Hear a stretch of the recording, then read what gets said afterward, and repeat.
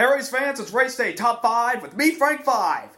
Unbelievable, crashing all over the place, side-by-side action, and a big moment for a legendary number to win the biggest race in the world of NASCAR.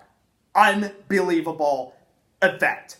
Number 1, Austin Dillon driving the famed 3-car. The 3-car. We all know how legendary that number is in NASCAR, and at Daytona today captured his second career win, his first Daytona 500, and the 60th running of the Great American Race. What a beautiful moment for Austin Dillon and his entire race team. A newlywed over the offseason got married, and driving the new Chevy Camaro to their first victory on their first ever race. I mean, what more can you say for this guy? And hard to believe this comes on the 20-year anniversary of Dale Earnhardt's only Daytona 500 win. That, let me remind you, took him 20 years to win that big race. And 20 years later, Austin Dillon wins in the famed 3-car. I mean, what more could you ask for? A great moment and a great victory for Austin and his car owner, a.k.a. Papa, Richard Childress, who knows what Daytona means not only to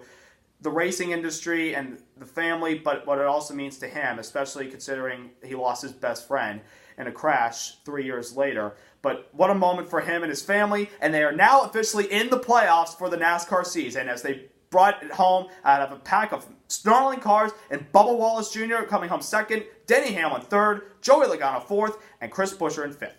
Number 2, Ryan Blaney had the best car. He had the dominant car. He led over 100 laps of this race and looked like he was going to cruise on to victory until a late race caution, and then with about 5 laps to go, 2 laps to go, got caught up in an accident when he was bump drafting defending 500 champion Kurt Busch, and just a bump draft gone wrong and wrecked in the corner and took out a lot of good cars, including Blaney. It prevented him from winning, but he came back to finish 6th or 7th in the race. So, I mean, not a bad start for Blaney. He proved that he's going to win a lot of races, especially now that he's officially with Penske and not with the Wood brothers. But I know you Blaney fans are probably upset you came that close to winning the Great American Race. But you're going to get more wins, and you're going to have more chances at the Daytona 500. I can promise you that.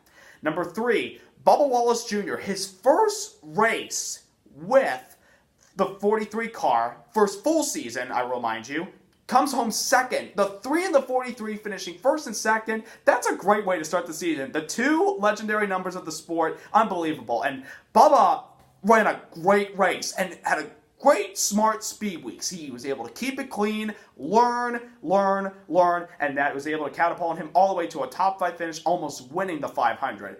And in the end, he was happy, but he was also a little bit upset because his car owner, Richard Petty, said, I want you to bring that car home in one piece, and you destroyed it after we crossed the start-finish line with the 11 car. And Bubba's like, oops. But I'm happy for Bubba, and I think that's going to be a great start to what I hopefully hope for, a great start to his entire rookie season. I think it's going to happen. Number 4, Alex Bowman, our pole sitter for the Daytona 500. Was up front most of the race, learned, kept out of trouble, and it looked like he had a shot at winning this thing until he was caught up in the accident with Blaney, Kurt Busch, and a few other guys. So I felt bad for Bowman, but folks, I gotta tell you what, after watching him today, I think he's got the potential to win races this year. And people are thinking, oh, he's replacing Dale Earnhardt Jr., there ain't no way this guy's gonna win. This is a fluke, this is a joke. The way he raced today, I mean, his finish doesn't dictate how he performed. I think he's gonna run well no matter where we go.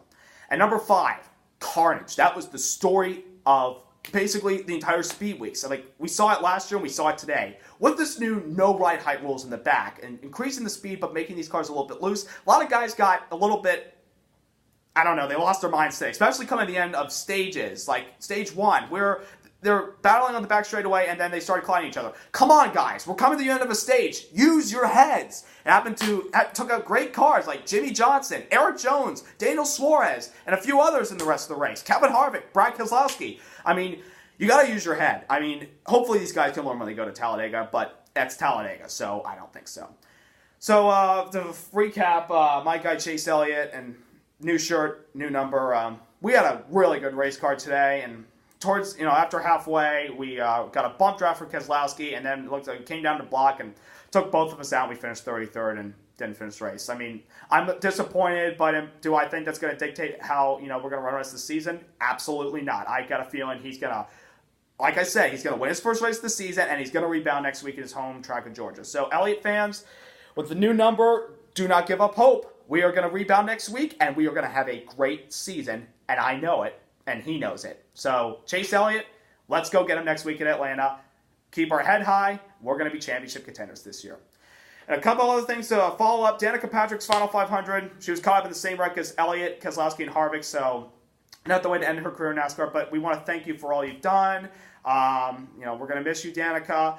William Byron's first full-time Monster Energy Cup race didn't go as planned. He got involved in a few wrecks and finished a couple laps down, but he still finished. Kyle Busch had a lot of tire problems today, and he finished like multiple laps down, so not a good start for Rowdy this year. But overall, a great race, and I hope that's what we're going to look forward to next week in Atlanta. So don't forget to subscribe. Don't forget to like. Congrats to the 3-car of Austin Dillon. He's in the playoffs, and we'll see you next week in Atlanta.